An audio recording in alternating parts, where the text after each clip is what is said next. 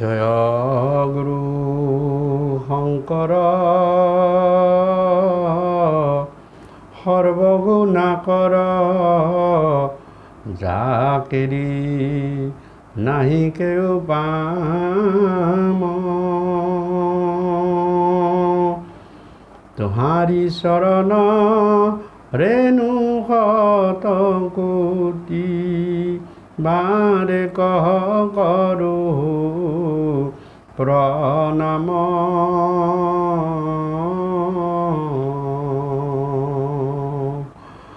ৰাম তোহাৰি চৰণ ৰেণু শত কোটি বাৰে কহ কৰো প্ৰণাম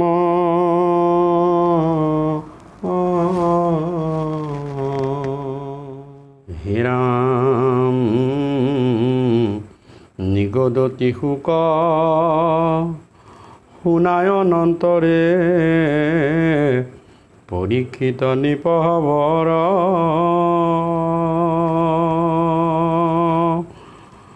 সম্বুধি দুটক দুনাই যমৰায় মহিমা কহেনা মৰ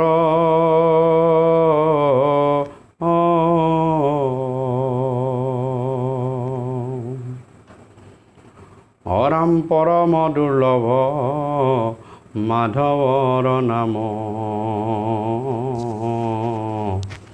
সংসাৰ সাগৰে নাও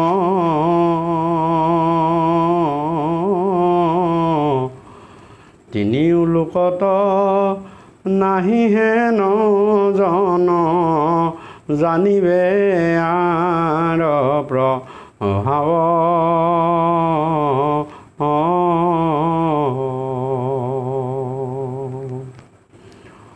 ৰাম হেন বা বুলিবা নামৰ মহিমা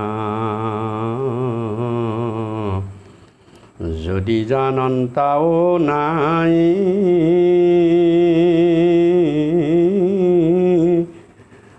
আছে ইটো ধৰ্ম কিমতে জানিব শুনা তাৰো অভিপ্ৰায়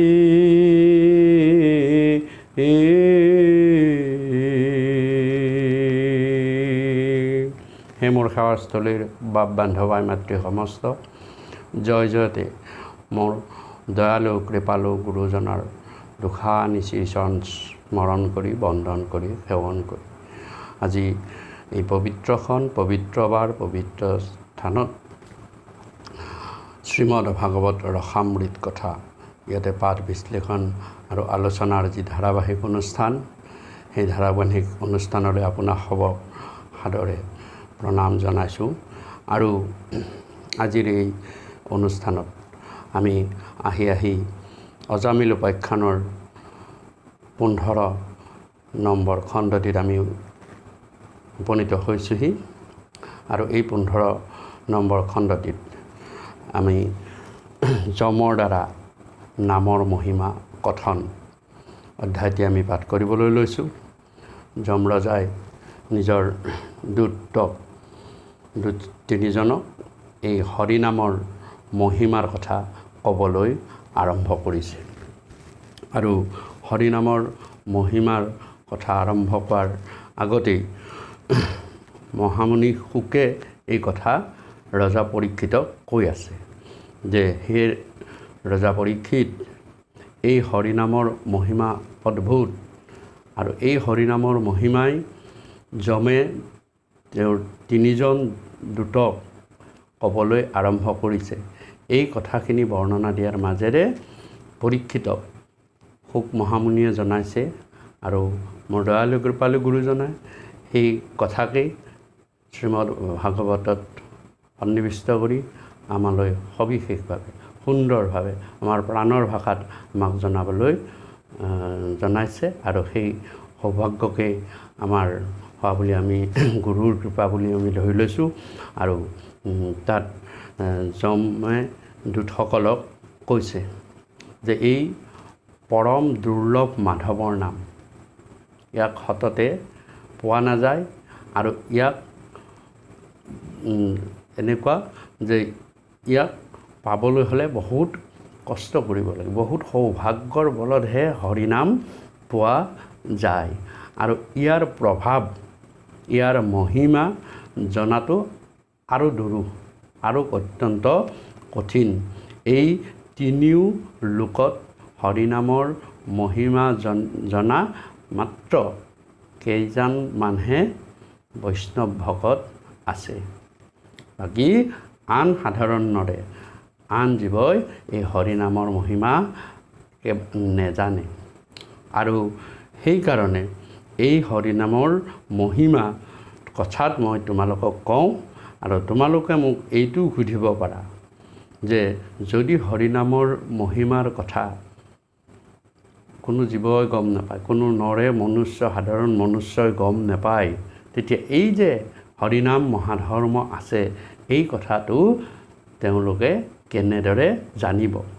সেই প্ৰশ্নৰ উত্তৰো মই তোমালোকক কৈছোঁ শুনা।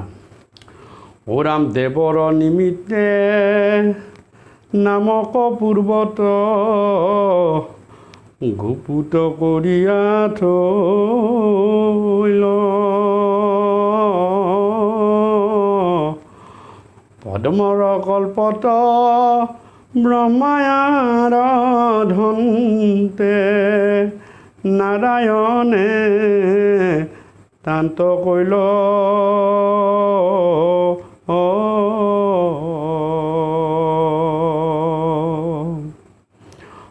কিছু কিছু কৰি পৱতিল নাম, কেন ধৰ্ম তাক দেখা, নামৰ মহিমা জানৈ যত লোকে, শুনা দেও তাৰ লেখা,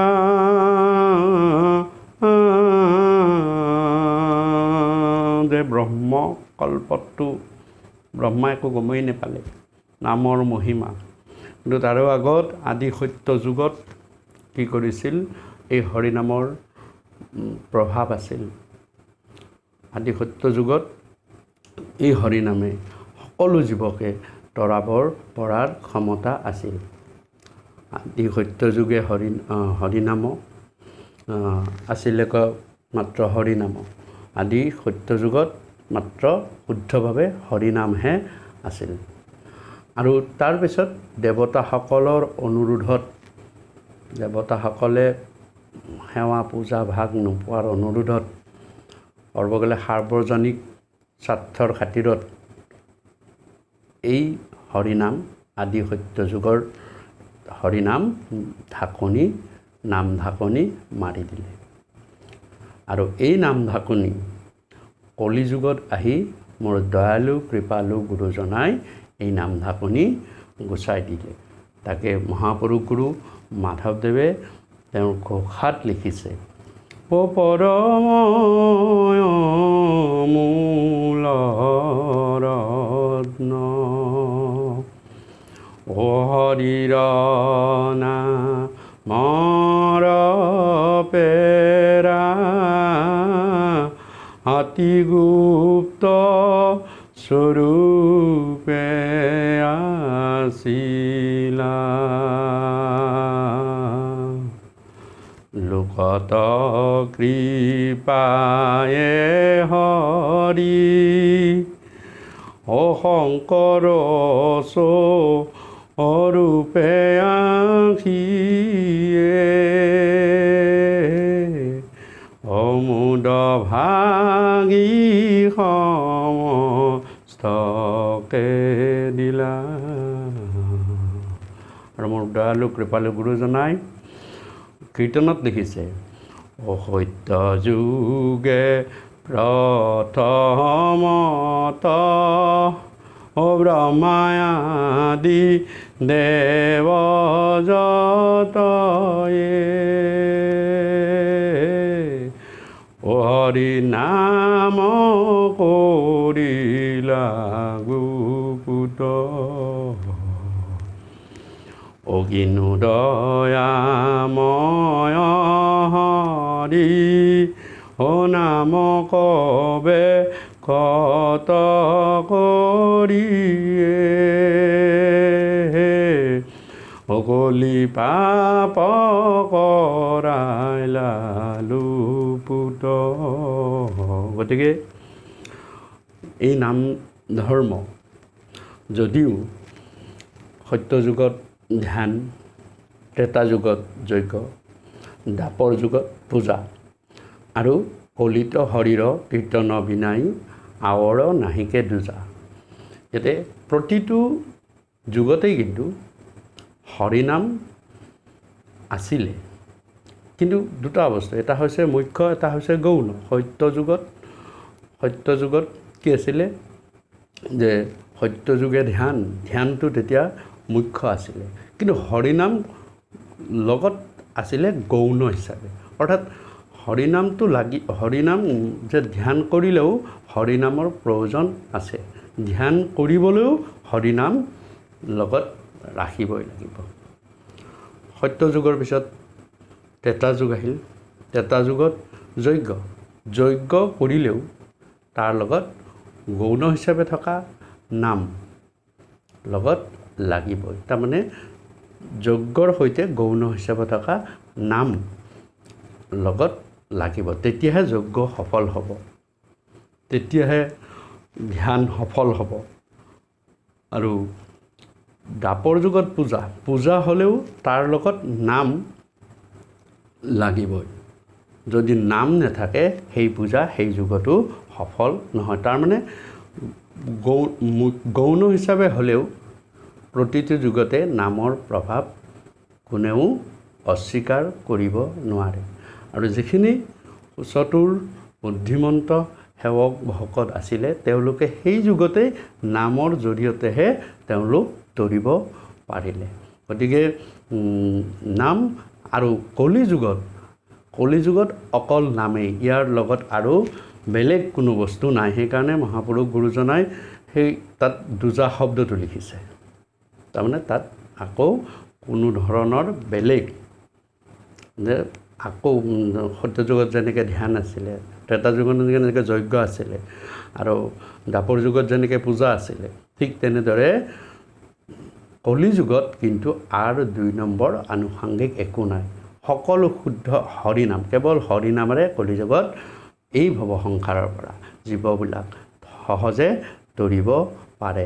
এই নামৰ মহিমাৰ কথা যদিও সত্য ত্ৰেতা দ্বাপৰলৈকে এইবিলাক যদিও গৌণ হিচাপে আহিছিলে, তাত ভকত বৈষ্ণৱবিলাকে এই নামৰ কথাখিনি জানে আৰু নামৰ কথাখিনি জানিয়ে তেওঁলোকে নামক লগত ৰাখি সকলো কাৰ্য সাধন কৰিবলৈ সক্ষম হয়। ইয়াত যমেও কৈছে যে এই নামৰ মহিমা এই 3 লোকত জনা মানুহ খুবেই কম। যি জানিলে সেই আদি সত্য যুগৰ পৰাই জানি আহিছে আৰু জানি আহিছে যেনেকুৱা হৰই জানিছিলে, শিৱই জানিছিল। গতিকে তেওঁ অহৰ্নিশে ভগৱন্তৰ সহস্ৰ নাম কৈলাসত বহি জপি থাকে, আদি সত্য যুগৰ পৰাই থাকে।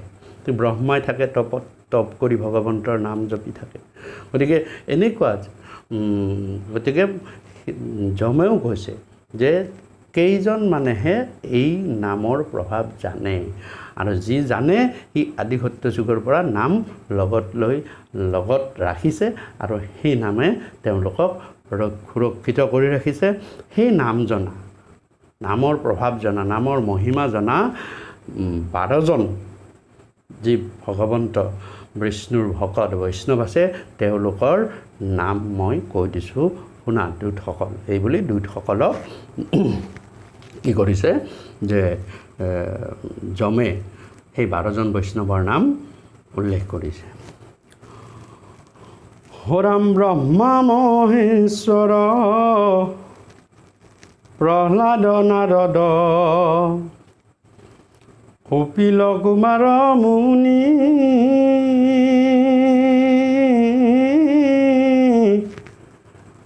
ভীষ্ম স্বয়ম্ভুৰ ব্যাসসূত শুক জনক জানা পুনি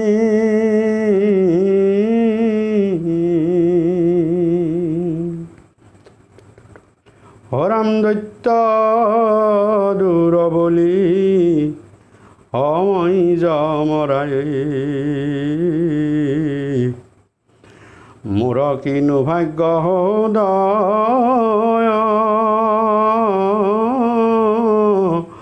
এহি 12 জনে জানে যিটো ধৰ্ম অজানিবি দূত নিশ্চয়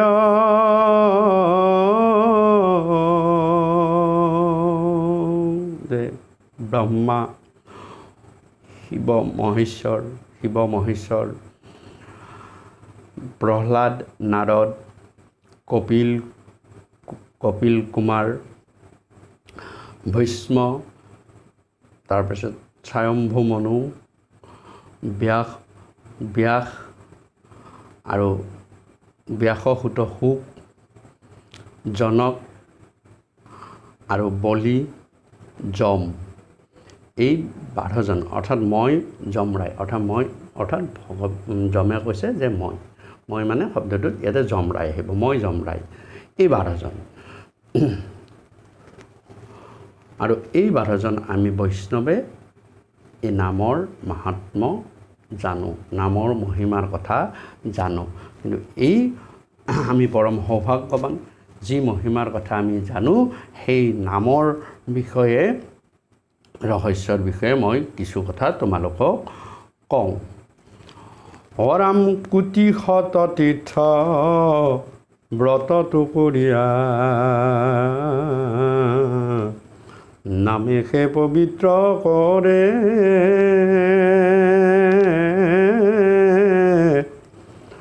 যতে শুনো তথাপি নামত বিশ্বাসকে শুন কৰে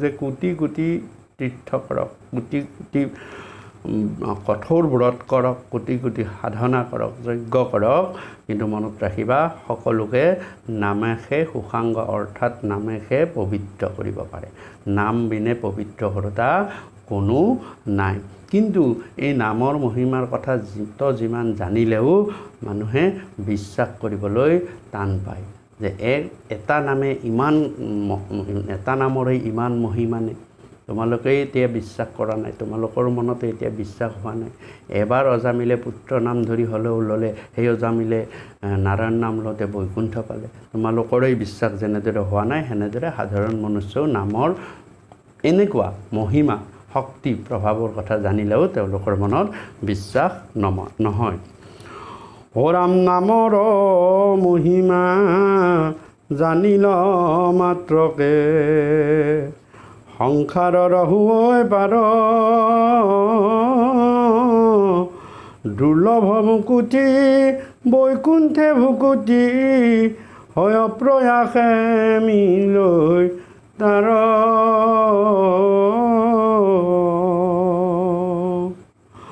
অমনুষ্য লোকত এহি মানে মাত্ৰ পৰম ধৰ্ম সম্প্ৰতি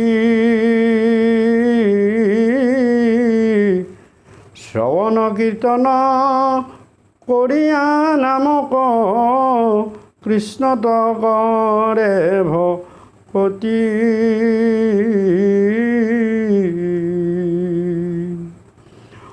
ইহাৰ প্ৰমাণ অনুসুধিবি দূত এহি সত্য বেদবাণী অযতন তপত মৰৈ প্ৰাণী যত এহিটো ধৰ্ম জানি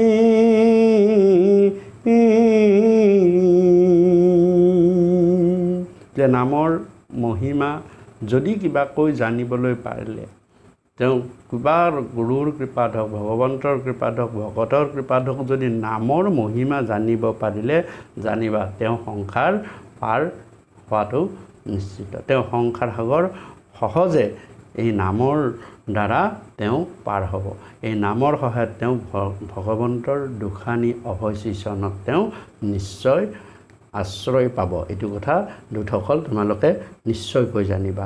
আৰু দুৰ্লভ মুকুতি সেইজনৰ প্ৰাপ্য হ'ল, যে সেইজনে ভগৱন্তৰ শ্ৰীচৰণত আশ্ৰয় পোৱা, অৰ্থাৎ তেওঁলোকে দুৰ্লভ মুকুতি লাভ কৰিলে। আৰু মুকুতি লাভ কৰি তেওঁলোকে বৈকুণ্ঠত নিবাস কৰি, বৈকুণ্ঠত থাকি তেওঁলোকে বৈকুণ্ঠীয় ভোগ তেওঁলোকে কৰিব পাৰিব। বৈকুণ্ঠত নিবাস কৰিলে বৈকুণ্ঠীয় যিখিনি ভোগ আছে সেইখিনি নিশ্চয় মিলিব।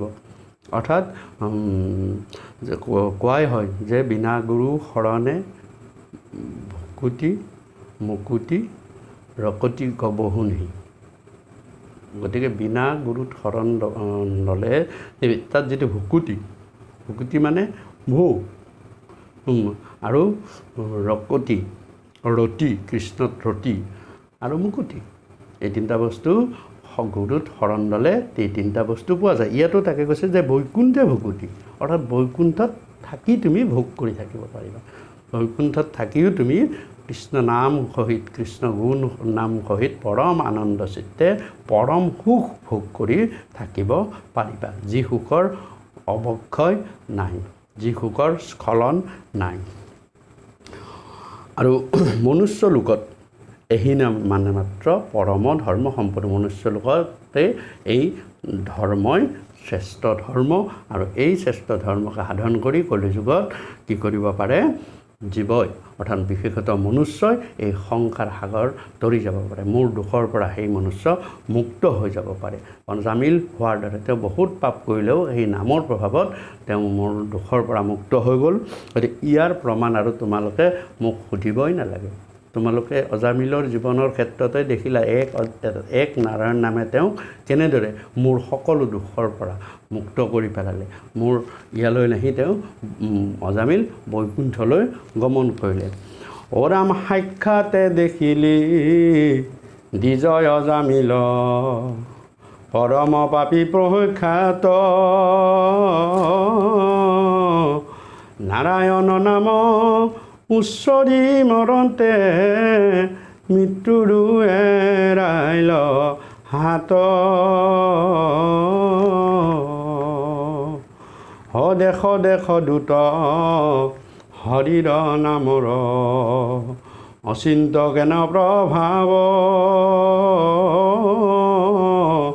দুৰ্ঘোৰ সংসাৰ সাগৰ তৰণ, এহি সুদৃঢ় নাম।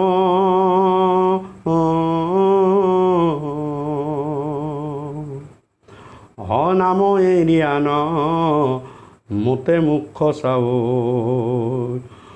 ৰাম নাম এৰিয়ান মতে মুখ চাও, নুহিকে সিটো পণ্ডিত,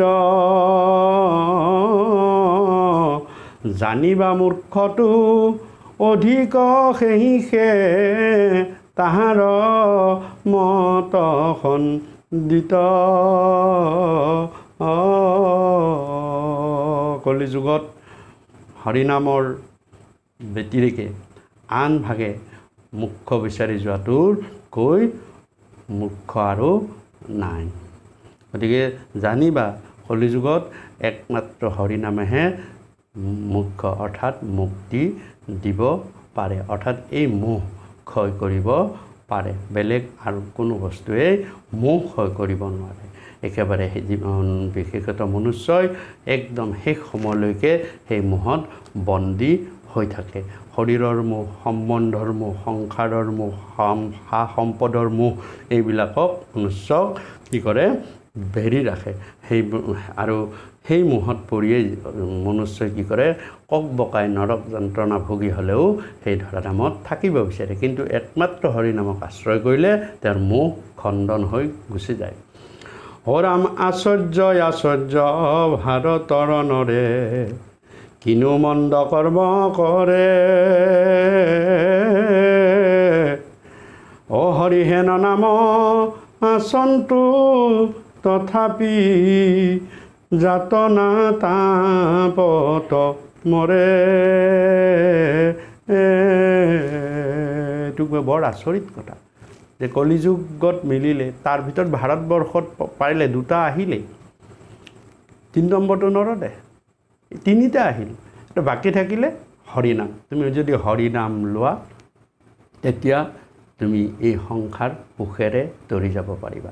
তুমি যম যাতনাৰ পৰা হাত সাৰিব পাৰিবা। তোমাৰ এই সংসাৰত থাকি পৰম আনন্দে তুমি সংসাৰী জীৱনটো যাপন কৰিব পাৰিবা। গতিকে এইটো বৰ আশ্চৰ্য, বৰ আচৰিত কথা বুলি মোৰ দয়ালু কৃপালু গুৰুজনাই আচৰিত ভাৱেৰে এই কথাটো লিখিছে যে বৰ আচৰিত কথা। ভাৰতবৰ্ষত জন্ম পালাই, তুমি মনুষ্য জন্ম পালাই আৰু কলিযুগ পালাই, এতিয়া বাকী থাকিলে এটা, তাক যদি তুমি আশ্ৰয় কৰা তেতিয়া এই ভৱ সংসাৰ তুমি সহজে পাৰ হৈ যাব পাৰিবা। আৰু যদি তাক নকৰা তেতিয়াহ'লে তুমি কিন্তু আকৌ এই সংসাৰ যাতনাত পৰি বা সংসাৰ যাতনা ভুঞ্জি বাৰে বাৰে এই সংসাৰত তুমি বন্দী হৈ থাকিব লাগিব। হৰাম ঈশ্বৰ কৃষ্ণক নভজিয়ানক ইষ্টদেৱ বুলি ধৰ, কিনুহত বুদ্ধি কোচতে আসুধি আচন্তু চিতনি মৰ। গতিকে ইয়াত কৈছে যে ঈশ্বৰ কৃষ্ণক নহজি আন দেৱতাক ভজা, মানে অৰ্থাৎ তুমি গুৰিত পানী নিদি ডালে পাতে পানী দিয়াৰ কোনো অৰ্থ নাই। তুমি যদি পানী দি গছজোপাৰ পৰা ফল বিচাৰিছা, গছজোপাৰ পৰা তুমি যদি গছজোপা ভালদৰে ফলে ফুলে জাতিষ্কাৰ কৰি ৰাখিবলৈ বিচাৰিছা তেতিয়া তুমি গুৰিত পানী দিয়া। ঠিক তেনেদৰে ইষ্টদেৱ কৃষ্ণৰ চৰণত তুমি শৰণ লোৱা, কৃষ্ণক তুমি আশ্ৰয় কৰা, কৃষ্ণদেৱক ভজা, তেতিয়া বাকী দেৱতা এনে সন্তুষ্ট হৈ যাব, কোনো কথা নাই। গতিকে মুখ্যদেৱ কৃষ্ণ, আৰু গতিকে কোচতে ঔষধি আছে। কৃষ্ণক ভজা, কৃষ্ণৰ নাম লোৱা, কৃষ্ণৰ গুণ গোৱা, তেতিয়া তুমি সহজে কি কৰিব পাৰিবা, এই ভৱ সংসাৰৰ পৰা তৰি যাব পাৰিবা। এই সংসাৰ সাগৰত, সংসাৰ মাজত থাকিও তুমি ভগৱন্তৰ নাম লৈ মৃত্যুলোকত থাকিও তুমি কি কৰিব পাৰিবা, নিৰ্ভয়ে, মৃত্যুলৈ ভয় নকৰাকৈ, মৃত্যুৰ প্ৰতি ভয় নকৰাকৈ তুমি জীয়াই থাকিব পাৰিবা। আৰু এই গ্ৰন্থকাৰৰ প্ৰাৰ্থনা মোৰ দয়ালু কৃপালু গুৰুজনাই তেৰাৰ পৰিচয় সহকাৰে ভাগৱতত এয়া ভাগি প্ৰাৰ্থনা জনাইছে। তেখেতৰ মোৰ দয়ালু গুৰুজনাৰ সকলো বংশীয় বৰ্ণনাৰে এটি চমুকৈ ছবি দাঙি ধৰিছে, আৰু বংশীয় পৰম্পৰাৰে গুৰুজনাৰ পৰিচয়খিনি আমি পাঠ কৰি দিছোঁ। ওৰাম তেম্বুৱনী বন্ধে গ্ৰাম, বটদ্ৰৱা যাৰ নাম, অলুহিতৰ অতি অনুকূল, অভৈল সেয় গামেশ্বৰ, যাৰ নাম ৰাজধৰ, কায়স্থ কুলৰ পদ্ম ফুল,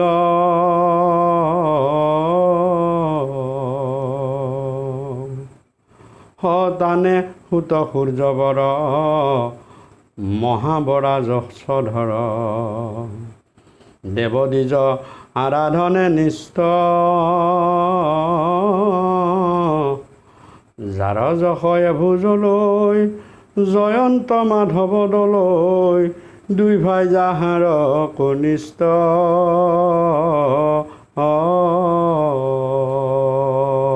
তেম্বনী বান্ধৰ গ্ৰামত, তেম্বনী বন্ধে বটদ্ৰৱা গ্ৰামত আৰু লোহিতৰ অতি অনুকূল, অৰ্থাৎ সেই লোহিতৰ পাৰত বটদ্ৰৱা গাঁৱত তেম্বনী বান্ধৰ ওচৰতেই সেই গাঁৱৰ গ্ৰামেশ্বৰ, অৰ্থাৎ গাঁওবুঢ়া বা ক'ব গ'লে ভূ সম্পদৰ গৰাকী গ্ৰামেশ্বৰ বা গাঁওখনৰ যি পৰিচালক বা ৰজা বুলিও ক'ব পাৰি। গতিকে সেই তাত ৰাজধৰ, কায়স্থকুলৰ ৰাজধৰ আছিল গুৰুজনাৰ উপৰি পুৰুষৰ নাম। আৰু ৰাজধৰৰ আগতে আছে বংশীয় পৰাক্ৰমত, ওপৰৰ পৰা আছে একেবাৰে প্ৰেম পূৰ্ণানন্দৰ পৰা আৰম্ভ হৈছে বংশীয়লতাটো গুৰুজনাৰ, কিন্তু ইয়াতে মাজতে ৰাজথৰৰ পৰা আৰম্ভ কৰিছে গুৰুজনাই। আৰু তেওঁৰ পুত্ৰ হৈছে সূৰ্যবৰ, আৰু সূৰ্যবৰ লগতে তেওঁৰ তিনিটি সন্তান যে জয়ন্ত আৰু মাধৱ দলৈ, সূৰ্যবৰ, জয়ন্ত আৰু মাধৱ। আৰু এই সূৰ্যবৰৰ পুত্ৰই হৈছে মোৰ দয়ালু কৃপালু গুৰুজনাৰ পিতৃপুৰুষ প্ৰসিদ্ধ কুসুম্বৰ। সতানে পুত্ৰই অনুপম প্ৰসিদ্ধ কুসুম নাম, মহন্তৰ যিটো অগ্ৰগণী পুণ্যৰ নাহিকৈ পাৰ ভৌমিক মধ্যত সাৰ, অজাৰ যশে ঢাকিল ধৰণী। তেওঁৰ পুত্ৰেক প্ৰসিদ্ধ কুসুম্বৰ, তেওঁ মহন্ত সদ্গুণৰ অধিকাৰী, সাধু সন্তৰ প্ৰতি তেওঁৰ সদায় দয়াশীল কৃপাশীল। তেওঁ গুৰুদেৱ নাম ভকতৰ প্ৰতি তেওঁ কৃপাশীল, আৰু তেওঁ পুণ্যৰ নাহিকৈ পাৰ, তেওঁ প্ৰজাবৎসল আৰু ভৌমিক মধ্যত সাৰ। ভৌমিক মানে ভূমিৰ গৰাকী, ভূমিৰ যি জমিদাৰ বুলিও কোৱা যায়, সেই জমিদাৰসকলৰ মাজত বা ভূমি সম্পদৰ মালিক তেওঁলোকৰ ভিতৰত এজন শ্ৰেষ্ঠ আছিল সেই সময়ৰ। অৰাম তাহানে সন্ততি আতি অজ্ঞ মহামূঢ়মতী, শংকৰে ৰচিলা পদবন্ধে কথাৰয় আশয় ছায়, নিবন্ধিলো ঠায় ঠায় নানা দীঘ হস্য দীৰ্ঘ ছন্দে। তেওঁৰে সন্তান গুৰুজনাই কৈছে যে মূঢ়মতী তেওঁৰে সন্তান হৈছোঁ আমি, আৰু কথাৰ আশয় চাই নিবন্ধিলো ঠায়ে ঠাই নানাবিধ হৰ্ষ দীৰ্ঘ ছন্দে।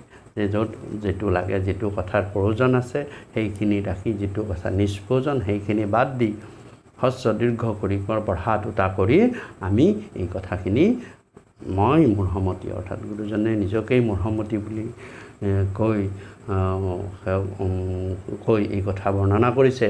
আৰু তাৰোপৰি গুৰুজনে পিছলৈ আকৌ কৈছে, অ কৰ জোৰে বুদ্ধ লোক বলো কমিউক মুক, মহন্তৰ সমাসে ভূষণ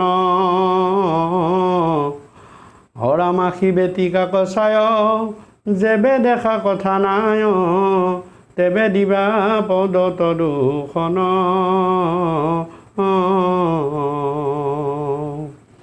হৰাম যিটো জনে অজিজ্ঞাসী হঠাতে নিন্দয় আখি, তাকো একো বুলি তেন পাৰি এৰৈ নিজ পুণ্যচয়, কৰৈ মূৰ পাপক্ষয় অদেখা সিটোকে নয় উপকাৰী।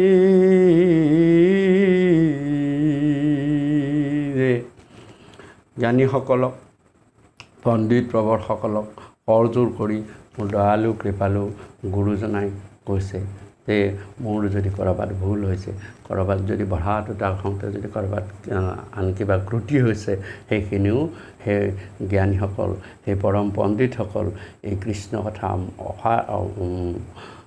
অথয় সাগৰ কৃষ্ণ কথা পৰম অমৃতময়, সেইখিনিত যদি আমাৰ ক'ৰবাত কিবা ভুল ভ্ৰান্তি হৈছে সেইখিনিও নিজে আমাক ক্ষমা কৰিব। আৰু তাৰ লগতে মহন্তৰ ক্ষমাসে ভূষণ, যে মহন্তসকলে জানো তেওঁলোকৰ ক্ষমা একেবাৰে আগতেই থাকে, সকলো কথাতেই তেওঁলোকে যিমান অপৰাধ হওক, নিজৰ যিমানেই ক্ষতি হওক, সকলোৰে ক্ষমা তেওঁলোকে সদায় আগতেই ৰাখে, অৰ্থাৎ সদায় সকলোকে তেওঁ ক্ষমা কৰি দিব পাৰে। আৰু কোনোবাই যদি নোচোৱাকৈও মোৰ ইয়াতে ভুল দেখিছে, তেতিয়া তেওঁকো মই খুব ভালেই বুলি কৈছোঁ, কাৰণ তেওঁ নোচোৱাকৈ যদিও মোৰ ভুল দেখি মোৰ ভুলবিলাকক তেওঁ আঙুলিয়াই দিছে, জানিব যে এৰৈ নিজৰ পুণ্যচয়, নিজৰ পুণ্যখিনি ক্ষয় কৰি হ'লেও নিজৰো পুণ্য ক্ষয় কৰিছে, আৰু মোৰো যিখিনি পাপ আছিলে সেইখিনি তেওঁ কি কৰিছে, দূৰ কৰিবলৈ সক্ষম হৈছে। তাত মোৰো অহংকাৰখিনি তেওঁ হয়তো কি কৰিছে, ক্ষয় কৰাইছে।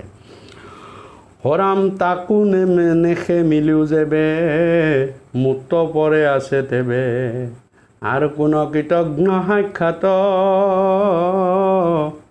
এইটো কথা পৰিহৰি চিন্তিও কমহা হৰি, যাৰ ৰতি কৃষ্ণৰ কথাত।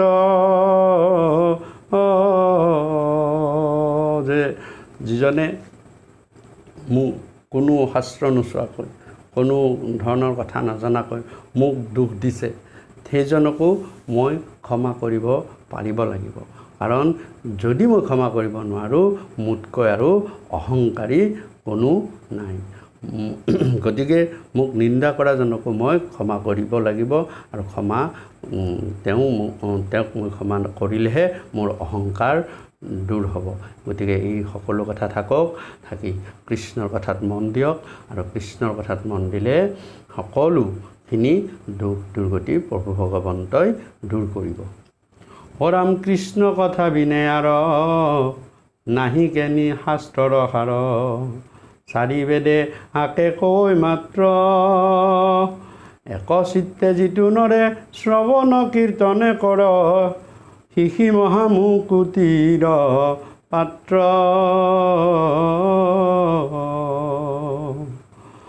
মাধৱৰ নাম যশ, তাতে যিটো পাৱে ৰস, শিশি মহা উত্তম মহন্তই উত্তম, মহাতীৰ্থ স্নানী দানী, যতে ক পৰম জ্ঞানী, কোটি ভাগুনো হিতাক সম।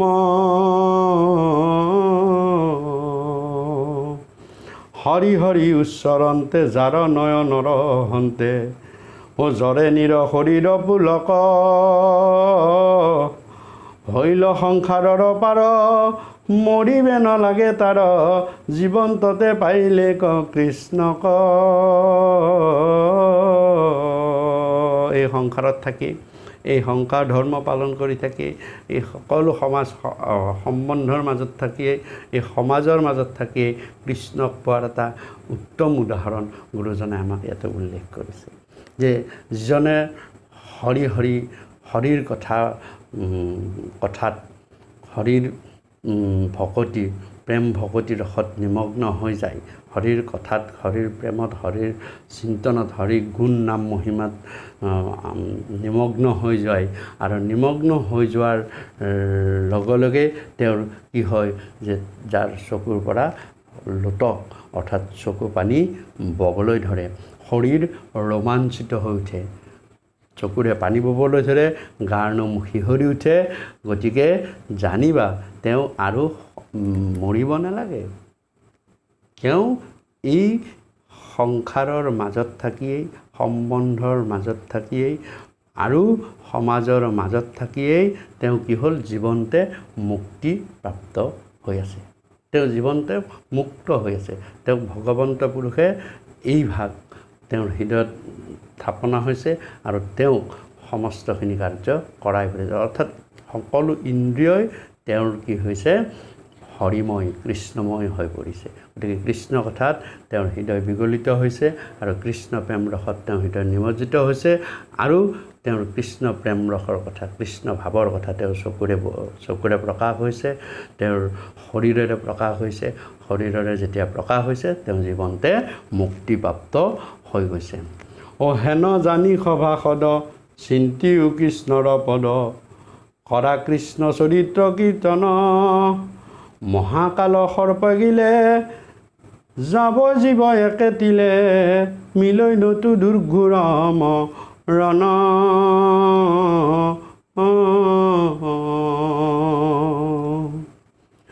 হৰাম কৃষ্ণে সে সুহৃদ নিজ, নামে সে মুখৰ বীজ, হৰাম প্ৰবন্ধে হৰিও হৰি নাম, সমস্ত সমাজে ঢাকি, বোলাই উচ্চ কৰি ডাকি, নিৰন্তৰে বোলা ৰাম ৰাম।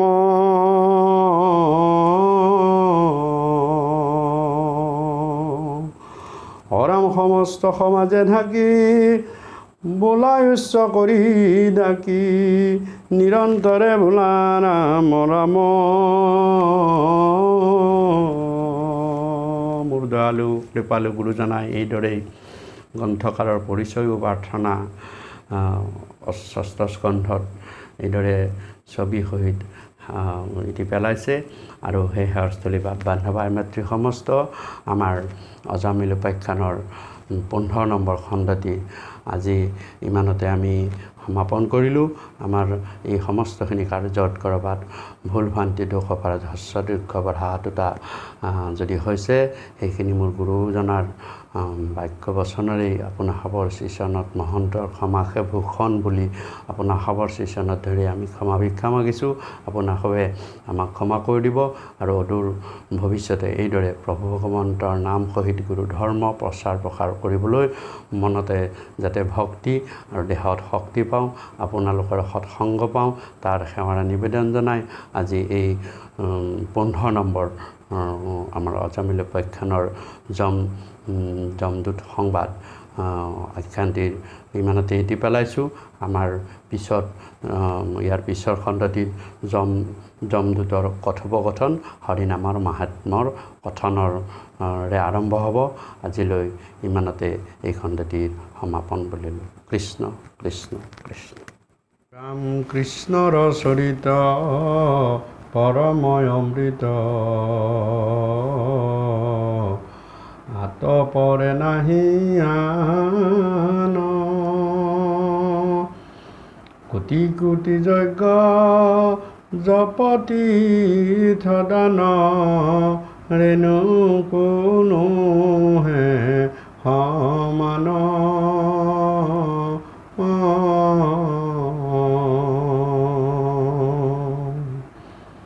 কৃষ্ণ গুণ নাম ধৰ্ম অনুপম, আকসাৰ কৰি ধৰা। আন দেৱ ধৰ্ম দূৰতে তেজিয়া, কৃষ্ণ তভ কোটি কৰা।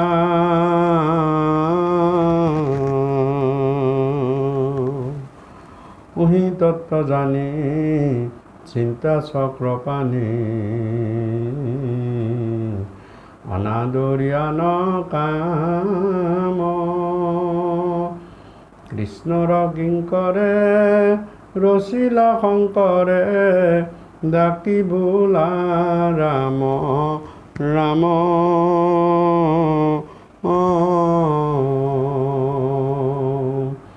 কৃষ্ণৰ কিংকৰে ৰচিলা শংকৰে, ডাকি বোলা ৰাম ৰাম।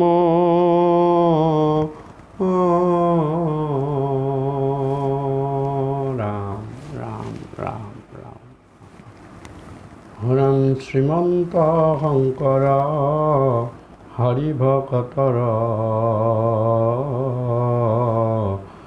জানা যে নকল্পতৰু।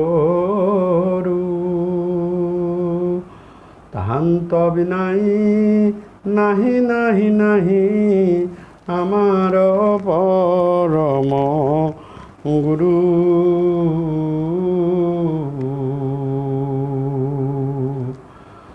তাহান্ত বিনাই নাহি নাহি নাহি, আমাৰ পৰম গুৰু।